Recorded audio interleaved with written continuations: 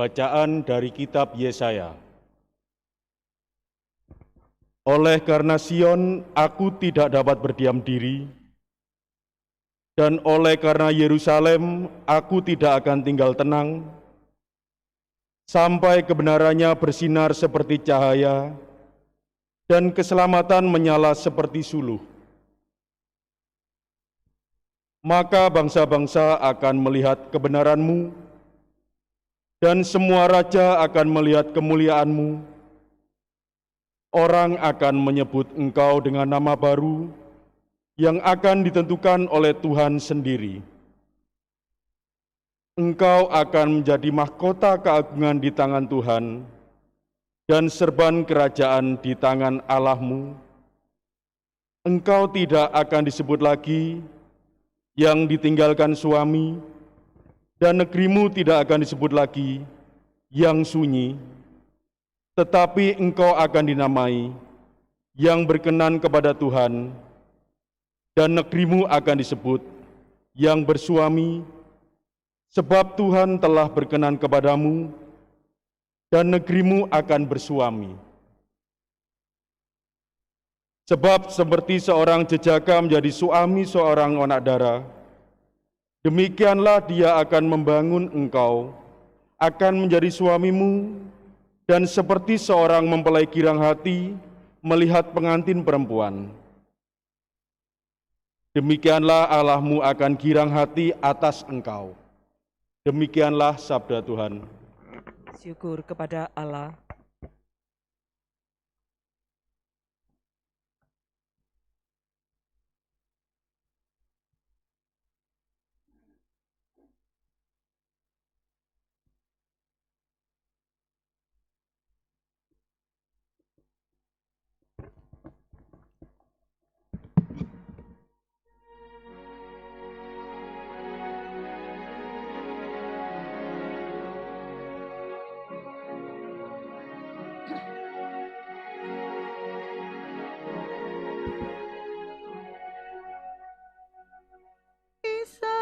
Kisahkanlah karya-karya Tuhan yang ajaib di antara segala suku.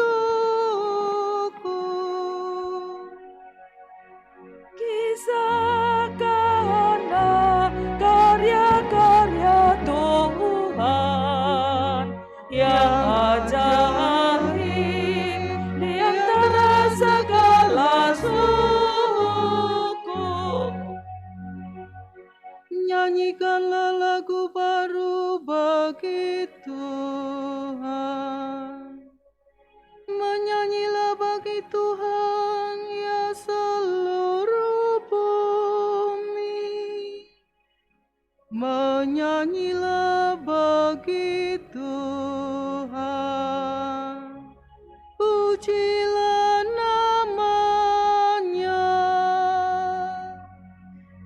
Kisahkanlah karya-karya Tuhan yang ajaib di antara segala suku. Kabarkanlah dari hari ke hari keselamatan yang datang daripadanya. Ceritakanlah kemuliaannya di antara bangsa-bangsa. Kisahkanlah karya-karyanya yang ajaib di antara segala suku.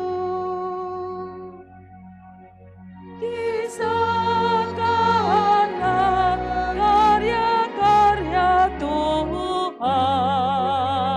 yang ajaib di antara segala suku.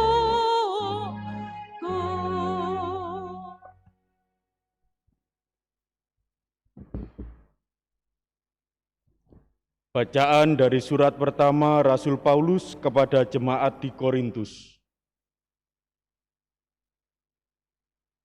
Saudara-saudara, ada rupa-rupa karunia, tetapi hanya ada satu roh.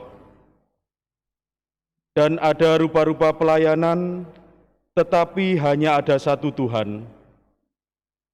Dan ada berbagai-bagai perbuatan ajaib, tetapi Allah adalah satu yang mengerjakan semuanya dalam semua orang.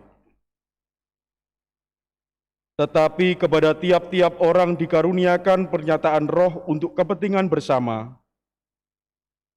Kepada yang seorang roh memberikan karunia untuk berkata-kata dengan hikmat dan kepada orang yang lain, roh yang sama memberikan karunia berkata-kata dengan pengetahuan. Kepada yang seorang, roh yang sama memberikan iman. Dan kepada yang lain, Ia memberikan karunia untuk menyembuhkan. Kepada yang seorang, roh memberikan kuasa untuk mengadakan mukjizat. Dan kepada yang lain, Ia memberikan karunia untuk bernubuat. Dan kepada yang lain lagi, Ia memberikan karunia untuk membedakan bermacam-macam roh. Kepada yang seorang, Ia memberikan karunia untuk berkata-kata dengan bahasa roh, dan kepada yang lain, Ia memberikan karunia untuk menafsirkan bahasa roh itu. Tetapi semuanya ini dikerjakan oleh roh yang satu dan sama. Ia memberikan karunia kepada tiap-tiap orang secara khusus, seperti yang dikehendakinya.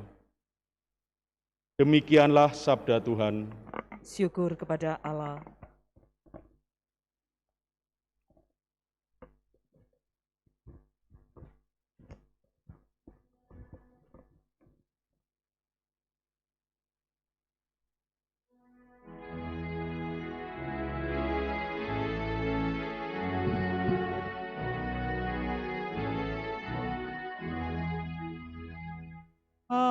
Haleluya, haleluya, haleluya.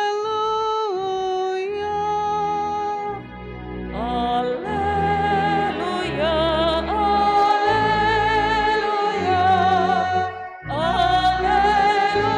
haleluya.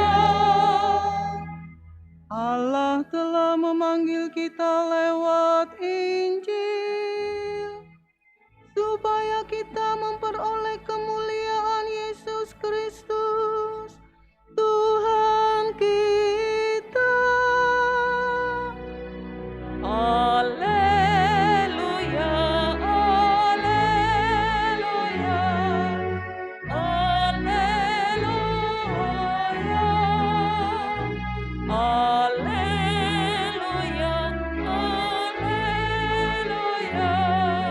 haleluya.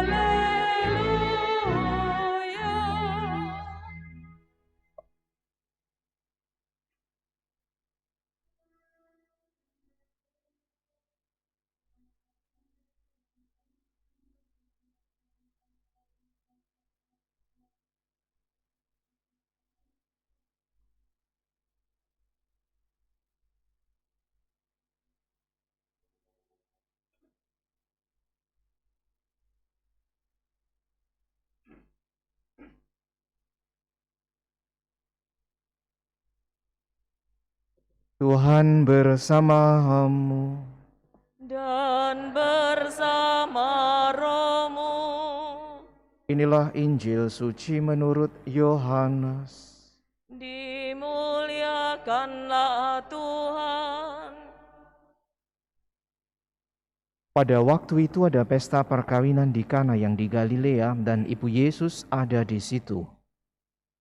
Yesus dan murid-muridnya diundang juga ke perkawinan itu. Ketika mereka kekurangan anggur, ibu Yesus berkata kepadanya, "Mereka kehabisan anggur." Kata Yesus kepada ibunya, "Mau apakah engkau dari aku, ibu, saatku belum tiba?" Tetapi ibu Yesus berkata kepada pelayan-pelayan, "Apa yang ia katakan kepadamu, lakukanlah itu." Di situ ada 6 tempayan yang disediakan untuk pembasuhan menurut adat orang Yahudi. Masing-masing isinya 80 atau 120 liter. Yesus berkata kepada pelayan-pelayan itu, "Isilah tempayan-tempayan itu penuh dengan air." Mereka pun mengisinya sampai penuh. Sesudah itu kata Yesus kepada mereka, "Sekarang cedoklah dan bawalah kepada pemimpin pesta." Lalu mereka pun membawanya. Setelah pemimpin pesta itu mencicipi air yang telah menjadi anggur itu, dan ia tidak tahu dari mana datangnya, tetapi pelayan-pelayan yang mencedok air itu mengetahuinya, ia memanggil mempelai laki-laki dan berkata kepadanya, "Setiap orang menghidangkan anggur yang baik dulu, dan sesudah orang puas minum barulah yang kurang baik. Tetapi engkau menyimpan anggur yang baik sampai sekarang." Hal itu dilakukan Yesus di Kana yang di Galilea sebagai yang pertama dari tanda-tandanya. Dengan itu, Yesus telah menyatakan kemuliaannya dan murid-muridnya percaya kepadanya. Demikianlah sabda Tuhan. Terpujilah Kristus.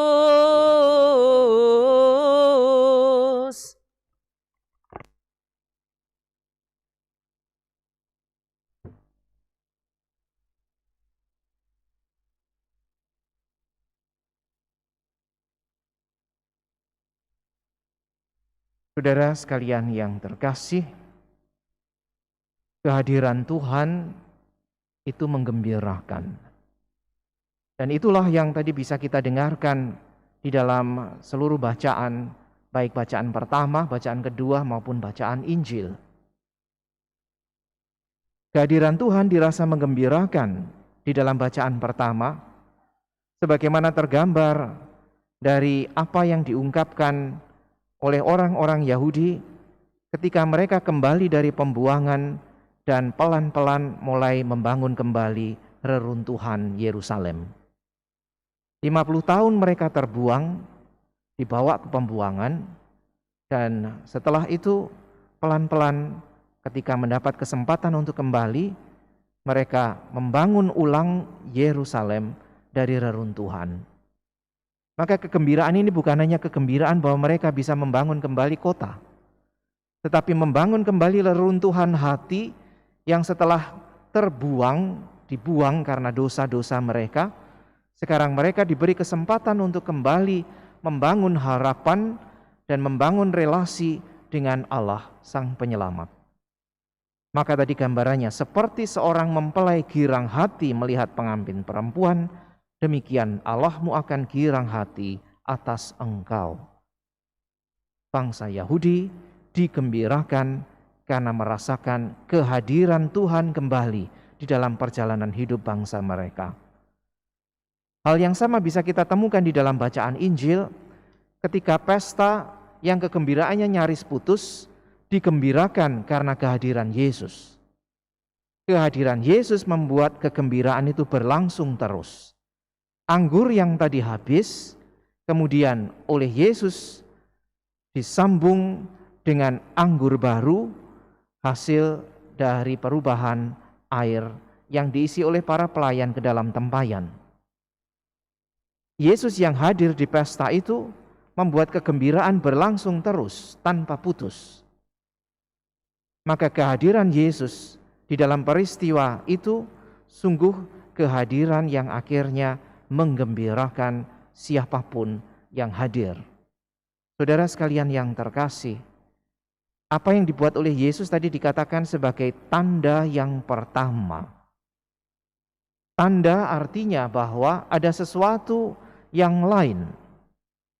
Maka kita tidak boleh berhenti hanya pada mujizat perubahan air menjadi anggurnya, karena itu hanya tanda. Dari sebuah tanda yang lebih penting adalah apa yang ditandakan, yaitu kemuliaannya. Dengan itu Yesus menyatakan kemuliaannya. Maka mujizat itu sekunder. Yang primer adalah bahwa kemuliaan Tuhan dinyatakan di situ. Kemuliaan yang menggembirakan semua orang dan membuat banyak orang percaya kepadanya. Maka inilah sebetulnya ajakan bagi kita juga. Apakah kehadiran Tuhan membuat kita semakin percaya dan gembira? Saudara sekalian yang terkasih, dari peristiwa yang kita dengarkan di dalam bacaan baik pertama maupun bacaan Injil, kita boleh belajar bahwa Tuhan tidak pernah membuat hidup kita sengsara. Tuhan justru menginginkan pembebasan dari hal-hal yang menindas hidup kita. Ia mengharapkan agar bersama dengan Dia kita boleh merayakan sukacita. Sukacita tidak sama dengan happy-happy. Kalau happy-happy itu hanya soal pokoknya orang senang, gembira karena 1-2 hal. Tetapi sukacita lebih dari happy-happy. Sukacita adalah karena luapan isi hati, karena sungguh merasa Tuhan bersama dengan kita. Maka orang bisa merasa sukacita juga kalau misalnya mengalami persoalan, problem. Karena apa? Karena tidak merasa sendirian. Orang merasa muram, putus asa, mungkin juga kecewa berkepanjangan, karena bisa jadi tidak merasa bahwa Tuhan bersamanya. Bagi orang beriman, sukacita juga bisa dirasakan kalau situasi hidup amat berat. Mungkin sakit, mungkin kematian, mungkin kegagalan. Karena itu semua bagian dari kelemahan kita sebagai manusia. Tetapi tidak pernah menghentikan sukacita karena kita merasa dan sungguh merasakan kehadiran Tuhan yang menyelamatkan. Ini bedanya orang yang beriman dengan orang yang mungkin menganggap bahwa peristiwa hidup itu adalah biasa-biasa saja. Saudara sekalian yang terkasih, maka ini pentingnya memahami tanda bahwa Tuhan bekerja di balik setiap peristiwa. Peristiwa adalah tanda, tetapi yang ditandakan adalah bahwa Tuhan menyatakan kemuliaannya. Saudara sekalian yang terkasih, iman ini boleh kita semakin rasakan kalau kemudian juga kita perhatikan apa yang diwartakan oleh Santo Paulus di dalam bacaan yang kedua. Tuhan yang menyertai itu memberikan rohnya sendiri kepada kita masing-masing. Pemberian roh itu bukan berarti bahwa lalu kita bisa melakukan hal-hal yang dahsyat, sebagaimana mungkin kebanyakan orang inginkan. Aku ingin melakukan hal-hal dahsyat sebagai tanda bahwa Tuhan dan rohnya ada bersamaku. Bukan. Di dalam hidup kita sekarang, kehadiran roh itu pertama-tama adalah kehadiran yang memampukan kita melakukan kebaikan bagi semua orang. Maka tadi dikatakan bahwa ada rupa-rupa karunia, tetapi rohnya satu. Dan semua karunia itu ditujukan bagi kepentingan bersama. Kehadiran Tuhan tidak pernah menjadi kehadiran yang eksklusif hanya untuk dimiliki sendiri. Kehadiran Tuhan sebaliknya adalah kehadiran yang diberikan agar kebaikan bersama bisa diwujudkan. Maka indikatornya menjadi jelas. Kalau kita merasa bahwa kita itu dipenuhi oleh roh Tuhan, tetapi justru buah-buahnya adalah perpecahan, kita mesti bertanya, apakah benar pernyataanku bahwa roh Tuhan ada padaku? Karena efeknya ternyata memecah belah misalnya. Atau mendatangkan misalnya iri hati. Atau mendatangkan bahkan mungkin kesombongan dan kemegahan diri sendiri. Tanda tanya. Karena kehadiran roh Tuhan adalah kehadiran yang dinyatakan demi kepentingan bersama. Kalau kepentingan bersama artinya membawa kebaikan bagi semakin banyak orang. Saudara sekalian yang terkasih, maka mari kita belajar dari peristiwa-peristiwa yang diwartakan hari ini. Baik dari peristiwa kembalinya bangsa Israel dari pembuangan dan mereka bersuka cita karena bisa membangun reruntuhan Yerusalem tetapi sekaligus juga reruntuhan hati mereka. Kita juga bisa belajar dari orang-orang di Kana yang digembirakan oleh kehadiran Tuhan, kehadiran yang mungkin juga secara tersembunyi tetapi tetap bisa dirasakan. Karena Yesus tidak bilang-bilang kepada semua undangan bahwa dialah yang membuat air menjadi anggur. Tidak ada yang tahu kecuali para pelayan. Kehadiran Tuhan yang tidak tampak tetapi menggembirakan. Demikian juga di dalam hidup kita masing-masing. Mari kita cermati hidup kita dan kita syukuri betapa Tuhan juga senantiasa berkarya di dalam hidup kita. Dan kehadiran itu mengajak kita untuk menyatakan kebaikannya kepada semua orang demi kepentingan bersama, bukan hanya demi kepentingan pribadi. Inilah artinya bahwa kita dipanggil bersama-sama menjadi umatnya, dipanggil untuk semakin menyatakan kebaikan Tuhan di dalam setiap kesempatan yang boleh kita alami dan hidupi, baik di dalam hidup sendiri, di tengah keluarga, masyarakat, ataupun dengan siapa saja kita berjumpa dan beraktivitas. Semoga saudara sekalian yang terkasih, kehadiran Tuhan yang senantiasa ada di dalam hidup kita ini menjadi sumber kekuatan dan pengharapan bagi kita, agar kita boleh bersukacita tidak hanya di dalam suasana yang menggembirakan di mana kita inginkan selalu terjadi, tetapi juga di dalam setiap situasi yang mungkin membuat kita merasa berat hati sebagai seorang manusia, menjadi kecewa karena harapan tidak terpenuhi, atau apapun juga yang kita rasakan berat. Percayalah bahwa dalam suasana seperti itu juga, kalau kita menaruh kepercayaan kepada Tuhan, kita bisa dan boleh senantiasa dipulihkan. Kehadiran Tuhan adalah kehadiran yang menggembirakan. Kehadiran Yesus adalah kehadiran yang membuat kegembiraan itu tiada akan pernah putus. Mari saudara sekalian, kita percayakan hidup kita pada penyelenggaraan Tuhan, dan semoga dengan kepercayaan ini kita boleh seperti para murid yang semakin lagi mengalami tanda-tanda lain. Ini hanya tanda pertama. Ada banyak tanda lain yang kemudian